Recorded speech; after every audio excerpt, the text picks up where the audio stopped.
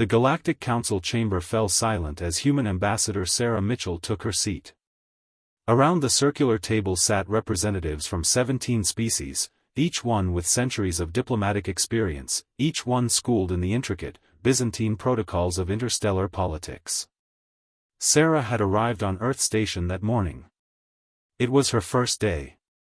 Council President Zelkareth, a Viridian diplomat with 3 centuries of negotiating experience, smiled condescendingly. "Welcome, Ambassador. Perhaps you would like to observe today's proceedings? It takes most species years to understand our processes." Sarah nodded politely. "I'd prefer to participate, if that's acceptable." The council exchanged glances, some amused, some irritated. A human. 24 hours off-world. Wanting to participate in galactic-level diplomacy. It was almost quaint. The first issue, trade disputes between the SHUM Collective and the Krillian markets over crystalline resource allocation. A problem that had festered for 5 years without resolution. Each side had entrenched positions. Neither would budge. "Perhaps we should table this for further study," suggested Ambassador Vistral, the SHUM representative. Sarah raised her hand. "I have a proposal." The chamber went quiet. Zelkareth gestured dismissively. "Please. The SHUM want exclusive access to the northern crystalline fields," Sarah began. "The Krillians want guaranteed pricing. Neither side trusts the other to honor agreements. So here's what I propose, a neutral third-party manager, rotation between your 2 species, annually. The SHUM gets field access, the Krillians get price protection through contract, and both of you get oversight of the process. You're not competing anymore. You're collaborating on oversight." She paused. "You both wanted control. What you actually need is trust. This gives you both." The 2 ambassadors stared at her. Within minutes, they were discussing terms. Within the hour, they had a preliminary agreement. Zelkareth's antennae drooped slightly. The next issue involved territorial disputes between 3 Viridian colonies. Centuries of border conflicts. Thousands of deaths. No resolution in sight. Everyone expected another stalemate. Sarah stood. "You're arguing about where the borders are. But what you really need is a reason to not cross them. Give me 5 minutes." She presented a proposal for an integrated economic zone, shared resources, shared defense, shared profit.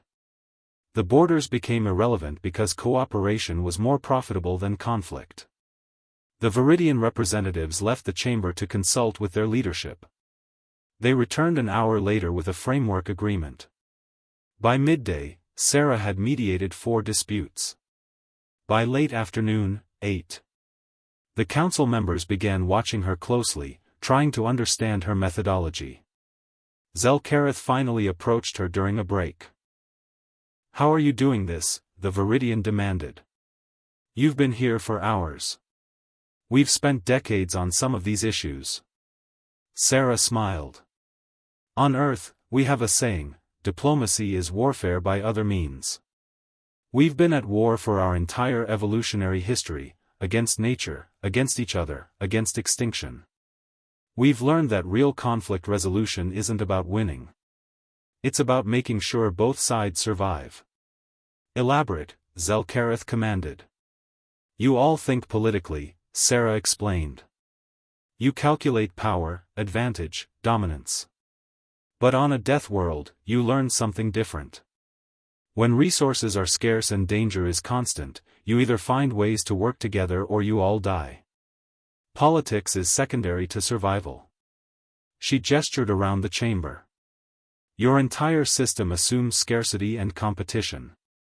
But most of your conflicts aren't actually about scarcity, they're about pride, historical grievances, and fear of the other side's power. So I'm not solving your political problems. I'm reframing them as collaborative survival challenges."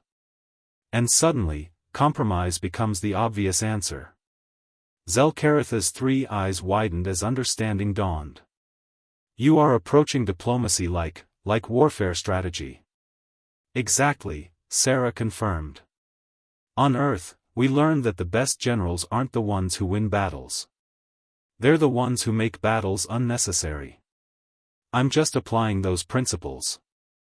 By the end of the day, Sarah had resolved 12 diplomatic crises that had plagued the council for years. That evening, as she returned to her quarters, Zelkarith made an announcement to the full council. Motion to appoint human ambassador Sarah Mitchell as special advisor to dispute resolution. All in favor? The vote was unanimous. Sarah Mitchell smiled as she watched the stars. One day on the galactic stage, and she had already changed the rules of the game. Because humans didn't just play politics.